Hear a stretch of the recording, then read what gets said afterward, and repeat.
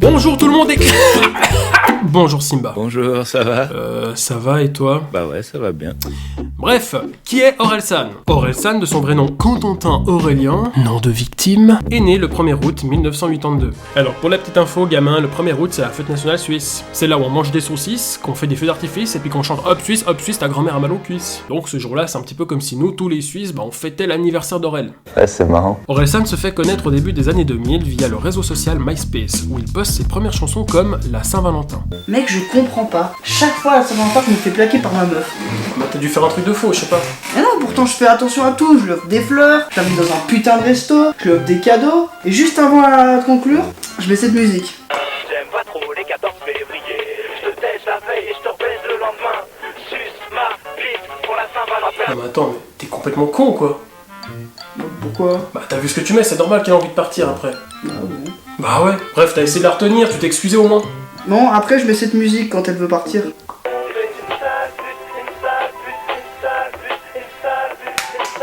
Mais quel poète des temps modernes, il a une plume qui pourrait faire chatouiller la foufoune de ma mamie. C'est un petit peu bizarre ce que je viens de dire, sachant qu'elle est morte. À part ça, j'ai pris les pires exemples de ce qu'il a pu écrire, car Orelsan, certes, il a écrit quelques textes très violents, comme il a pu écrire des textes simplement somptueux et d'une intelligence inouïe. Je comprends pas pourquoi tu t'inquiètes quand tu prends du poids. Pour moi, c'est ça de prix, ça fait toujours plus de toi. Oh putain, c'est beau. Enfin voilà, Orelsan, musicalement parlant, c'est un artiste très complet, car il maîtrise tout ce qu'il fait. Il peut faire des textes de gamin, du sale, du propre, du réfléchi, dénoncer des choses, et à chaque fois c'est très réussi, ce qui fait de lui un des rares génies de sa génération. Et il n'a pas fait que de la musique. Il a fait la voix française de One Punch Man, un film, ainsi qu'une série nommée Bloqué avec son ami Gringe. Si tu devais manger un humain, tu mangerais un homme ou une femme? Une femme. C'est pas logique. Et pourquoi? Bah parce que si tous les mecs ils avaient le même régime alimentaire que toi, il y aurait plus personne à baiser. Et dire qu'avant tout ça c'était un simple gardien de nuit dans un hôtel. Je vais enfin pouvoir quitter ce taf de merde.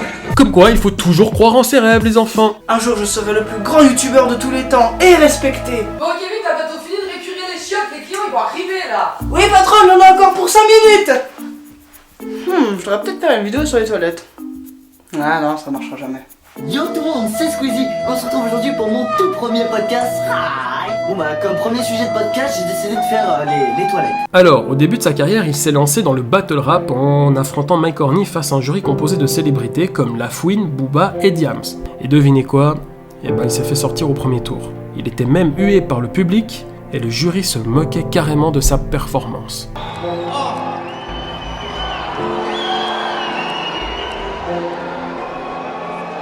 Soyez sympa quand même.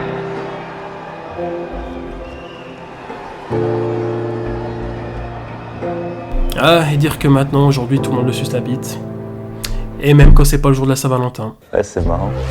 Par la suite, il a formé avec Gringe le groupe Les Casseurs Floaters. Et ils ont eu énormément de succès. Bref, quoi que Aurel faisait, ça marchait. Et grâce à ça, il a pu faire plusieurs featuring avec d'autres célébrités. Comme par exemple sa grand-mère. J'essaie de faire de mon mieux. Bon, vu le nombre d'autotunes qu'on lui a rajouté, on dirait plus la grand-mère de Jul. On m'appelle l'OVNI. Alors, dans la vie de tous les jours, Orelsan est très différent de ce qu'on pourrait croire. Non, parce que dans les clips, tu le vois comme ça. Je te déteste, je veux que tu crèves lentement. Je veux que tu tombes enceinte et que tu perdes l'enfant. Mais dans la vraie vie, il est pas tout à fait la même chose. Bonjour. Bonjour, ça va? Bah ouais, et vous? Bah ouais, ça va bien. Bonjour.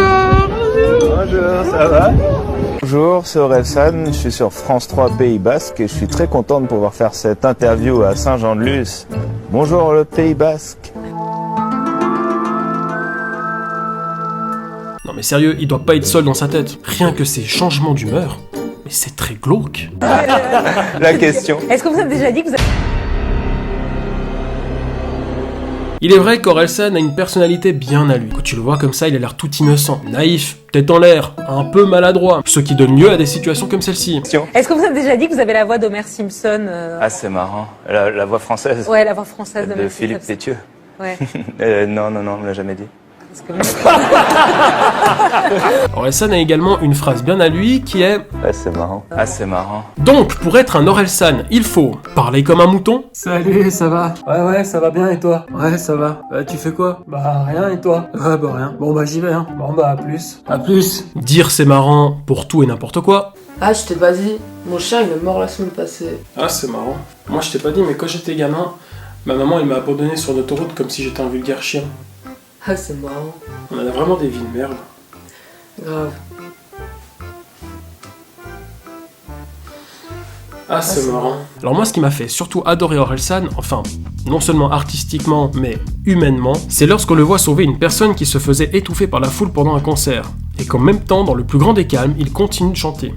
J'entends les chants des sirènes, t'inquiète pas, seuls les faibles se font bouffer par le système. Non mais si ça continue comme ça, le mec, il sera comme ça à ses concerts. Pour une seule bonne raison, j'entends rien. Et voilà, ma vidéo est finie. Pour ma part, Orelsan, c'est un de mes artistes préférés. Et il est pour moi dans le top 3 des meilleurs rappeurs français de tous les temps. Depuis le début de sa carrière, il n'a cessé d'évoluer, que ça soit dans ses textes et son personnage. Et malgré son aspect timide, maladroit et naïf, derrière tout ça se cache un véritable génie. Bonjour, c'est Orelsan, je suis sur France 3 Pays Basque et je suis très content de pouvoir faire cette interview à Saint-Jean-de-Luz. Bonjour le Pays Basque. Ok.